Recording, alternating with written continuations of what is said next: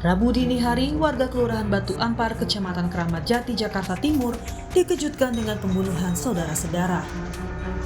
Sang kakak tewas di tangan adiknya hanya lantaran masalah pengembalian sepeda motor. Tak terima ditegur, pelaku menganiaya korban dengan senjata tajam. Korban pun tewas di tempat setelah mengalami pendarahan hebat. Kaget melihat korban terluka parah, pelaku melarikan diri ke sanak keluarga. Namun, polisi pun dapat meringkus pelaku dari tempat persembunyian. Tadi malam itu murni ya, antar keluarga sendiri ya, antara kakak dan adik, yang mana modusnya sebetulnya sepele ya, tapi ya mungkin ya emosi atau seperti apa ya sehingga terjadilah penusukan seperti itu. Kalau untuk pelaku sendiri sudah diamankan? Ya untuk pelaku sudah kita amankan, adik kandung dari korban sendiri sekarang sudah ada di Polsek Keramat Jati. Berapa orang untuk pelaku? Satu orang pelaku tunggal ya, karena dia antara adik kandung dan kakak kandung berdua. Untuk motifnya sendiri Bu? Ya motifnya ya karena kesel, kelihatannya adik kandungnya kesel karena motornya dipakai oleh kakak kandungnya cukup lama, jadi adiknya kesel seperti itu. Barang buktinya ya ada pisau dapurnya, ya, ada kendaraan motornya, juga ada pakaiannya, itu barang buktinya. Berawal dari cekcok lantaran pinjam meminjam motor, seorang pria Jakarta Timur tega menghabisi nyawa kakak kandungnya sendiri. Di rumah inilah, di rumah orang tua mereka, kejadian naas itu terjadi. Lalu, apa motif sebenarnya dan juga bagaimana kronologi dari kejadian ini? Mari ikuti penelusuran kami. Kami pun mencoba mendatangi rumah milik keluarga pelaku dan korban. Namun pihak keluarga enggan memberikan keterangan. Berdasarkan informasi tetangga sekitar, diketahui pelaku dan korban kerap bertengkar dan berselisih paham.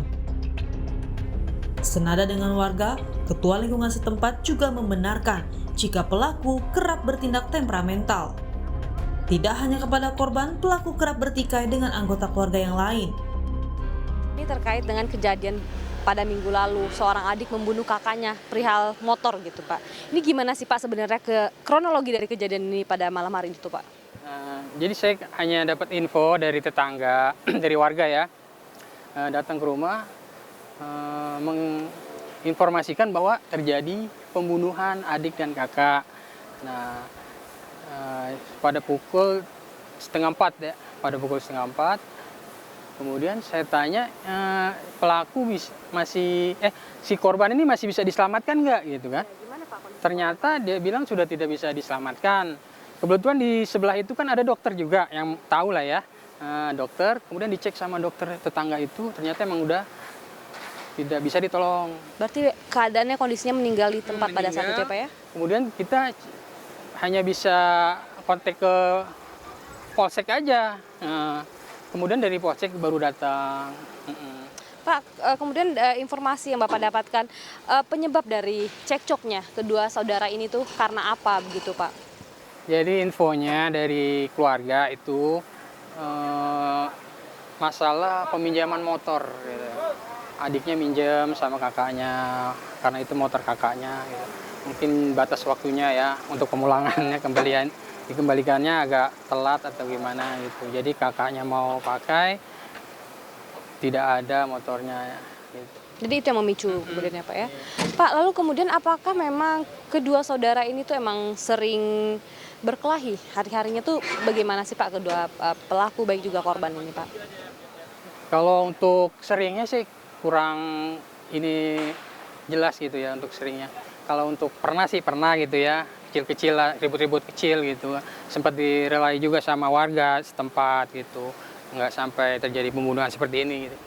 Berarti emang sebelumnya pernah beberapa kali terjadi cekcok antara dua anggota keluarga ini ya Pak ya.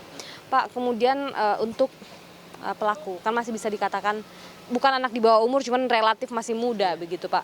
Bagaimana sih Pak sebenarnya keseharian dari pelaku ini? Remaja yang seperti apakah dia ini begitu Pak?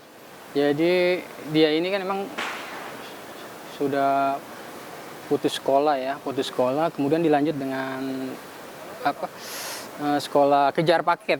Dia kejar paket gitu. Mungkin udah lulus, dia kerja. Gitu. Sambil kerja gitu ya Pak ya. Namun kalau misalkan keseharian apakah semua keluarga itu tinggal di situ atau memang kondisinya pulang pergi atau gimana sih Pak? Jadi yang saya tahu itu ada ibunya di situ ya. Satu rumah itu ada ibunya, ada pamannya, sama si pelaku. Kalau korban sudah punya keluarga, mungkin lagi nginep mungkin. Oh, berarti memang si korban ini sebenarnya tidak tinggal di rumah itu ya Pak ya? Memang kebetulan lagi. Kebetulan dia lagi nginep di tempat ibunya. Jadi yang tinggal di rumah itu bersama orang tuanya ini adalah si pelaku? Iya, si pelaku. Pak, terakhir juga yang saya dengar bahwa memang si pelaku ini mungkin memiliki kecenderungan untuk melakukan tindakan-tindakan kriminal gitu Pak. Apakah itu bisa dikonfirmasi Pak? Ya namanya usia Remaja. remaja ya, 19 tahunan kalau nggak salah itu. Memang sedang ininya ya, sedang apa sih? Apa itu? Ego lah ya, Pak ya? Egonya ya, egonya ya sedang tinggi ya. Mungkin itu aja sih untuk masalah apa kejiwaan nggak ada kejiwaan, paling ya temperamental semacam itu. Dalam pandangan psikologi, perilaku temperamental atau mudah marah bukanlah penyebab utama seseorang melakukan kekerasan dan bertindak kriminal. Perilaku temperamental pada seseorang dapat diidentifikasi dari lingkungan terkecil keluarga. Saudara, untuk melihat bagaimana jika perilaku pelaku ini jika dilihat dari kacamata psikologi, kita akan berbincang dengan salah seorang psikolog yakni Cassandra Putranto. Halo Mbak Cassandra, selamat sore. Mbak, ini kan terkait dengan kejadian kemarin di Kramat Jati ini, seorang adik membunuh kakaknya perihal pinjam-meminjam motor. Ini bagaimana Mbak jika dilihat dari kacamata psikologi? Menurut Mbak Cassandra gimana? Bahwa dalam setiap kasus itu kondisi temperamen itu kan terkait dengan kepribadiannya. Nah, lalu apa yang bisa menyebabkan seseorang menjadi temperamen itu juga bisa mengandung berbagai kemungkinan. Kita juga harus lihat usianya, kita harus lihat bagaimana pola asuh di dalam keluarga, kita juga harus melihat bagaimana faktor genetik yang mungkin mempengaruhi seseorang. Nah, lalu juga ada faktor situasi. Ya, jadi ketika temperamen ini muncul sebagai satu kejadian, karena ada sebuah kejadian kemudian seseorang temperamen, tetapi bisa juga dilihat dari riwayat atau rekam jejaknya, ya mungkin dari sejak kecil memang tidak terbiasa mengendalikan emosi, memang sudah punya masalah temperamen sebelumnya, atau karena memang tidak belajar mengembangkan kemampuan untuk mengendalikan emosi. Jadi kemungkinan itu selalu ada. Itu alasannya mengapa ketika kita ingin menjelaskan atau mengetahui latar belakang, itu wajib harus dilakukan pemeriksaan psikologis. Mbak, lalu seperti yang saya tanyakan tadi, apakah ada simptom-simptom seseorang ini memiliki sifat temperamental? Apakah ini bisa kita lihat entah itu dari fisik atau dari perilakunya sehari-hari? Kembali lagi harus tetap dilihat konteksnya ya. Anak yang temperamental, istri yang temperamental, pacar yang temperamental, guru yang temperamental, sampai artinya temperamental sendiri tidak serta-merta bisa mengakibatkan pembunuhan. Karena sekali lagi konteksnya berbeda gitu ya. Jadi dalam kasus pembunuhan, temperamental sendiri itu tidak bisa digunakan sebagai satu penjelasan tunggal. Jadi harus ada penjelasan lain. Nah, kalau ditanya apakah ada ciri-cirinya, tanda-tandanya, gejalanya, tentu bisa ada. Ya, karena biar bagaimanapun seperti tadi saya sudah katakan, manusia itu adalah produk dari pabrik keluarga. Nah, di dalam keluarga tentu sudah bisa dilihat dari kecil bagaimana seseorang tumbuh dan berkembang. Kan mereka harus belajar mengadopsi nilai-nilai norma, mampu mengendalikan emosi, meningkatkan kecerdasan intelektual, emosional, sosial, bahkan spiritual. Mbak, terakhir nih pertanyaan saya adalah, apabila seorang ini suka memendam emosinya, lalu apakah kemudian ini juga bisa menjadi potensi dari sifat atau temperamen yang bisa ditimbulkan suatu hari nanti, Mbak? Baik, sekali lagi adalah bahwa contoh ya, kalau kita sakit, contoh misalnya kita orang sakit COVID gitu. Gejala-gejalanya apa? Gejala-gejalanya sesak nafas, tidak bisa mencium bau, mungkin tulang-tulang terasa ngilu, lemes gitu ya. Jadi ada gejala. Nah, sama seperti temperamental ini. Temperamen ini adalah hanya salah satu dari sekian pertanda ya. Jadi itu bukan diagnosanya gitu. Itu bukan penyebab utama gitu ya. Karena dia sekali lagi hanya salah satu dari sekian kriteria atau aspek-aspek yang diduga atau ditengarai bertanggung jawab terhadap perilaku kejahatan. Betul. Jadi misalnya yang pertama tentang kecerdasan, ya, baik kecerdasan intelektual maupun kecerdasan emosional, lalu kemudian kecerdasan sosial.